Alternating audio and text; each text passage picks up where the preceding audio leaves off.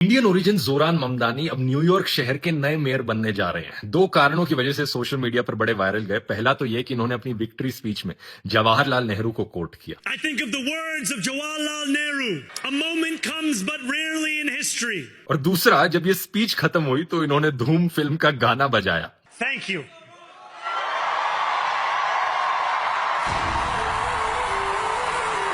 लेकिन ये दोनों ही बातें इनसिग्निफिकेंट हैं, क्योंकि असली कहानी जो यहां पर है वो सही मायनों में हिस्टोरिक है। आज से 10 महीने पहले जब इन्होंने अपनी इलेक्शन कैंपेनिंग की शुरुआत करी थी, अलग अलग पोलिंग एजेंसीज इन्हें 1% वोट शेयर पर बता रही थी। जितने कैंडिडेट्स ये इलेक्शन लड़ रहे थे, इनकी रैंक 9th बताई जा रही थी, यानी कि जीतने का नेक्स्ट टू इम्पॉसिबल चांस। ऊपर से किसी बड़े बिलियनर ने, बड़े अरबपति ने इनकी फंडिंग नहीं करी थी, उससे और भी मुश्किल हो जाता है अमेरिका जैसे कंट्री में इलेक्शन लड़ना। आज से 1 साल पहले का ये वीडियो देखो, जब ये कैंपेनिंग के लिए निकले, कोई इन्हें पहचानता तक नहीं था, लोग इनसे बात तक नहीं कर रहे थे माइक पर। How's it going, guys? You have 60 seconds to talk just about the election. How you guys doing? Do you guys want to talk about the election for a minute? How you doing, boss?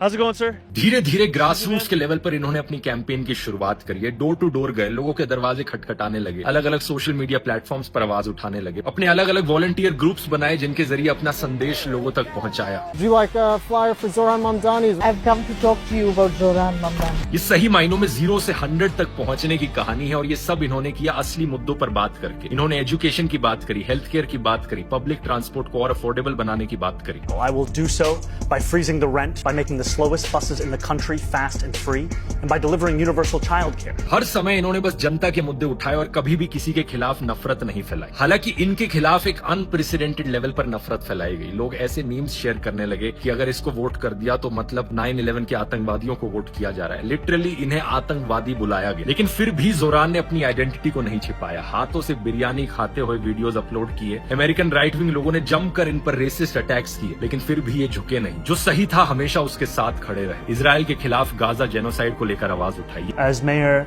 New York City would arrest Benjamin Netanyahu. This is a city that our values are in line with international law. It's time that our actions are also. ये एक और बड़ा मुद्दा जो America में बहुत सारे politicians touch करने से डरते हैं। तो आप समझ सकते हो दोस्तों कि इस सब के बाद भी इलेक्शन जीतना न्यूयॉर्क के शहर में सही मायनों में हिस्टोरिक है। The power belongs to the people. दुनिया भर के यंग लोगों के लिए एक बहुत बड़ी इंस्पिरेशन है, क्योंकि जोरान दिखाते हैं अगर असली मुद्दों पर कोई पॉलिटिशियन लड़े तो आज भी वो इलेक्शन को जीत सकता है।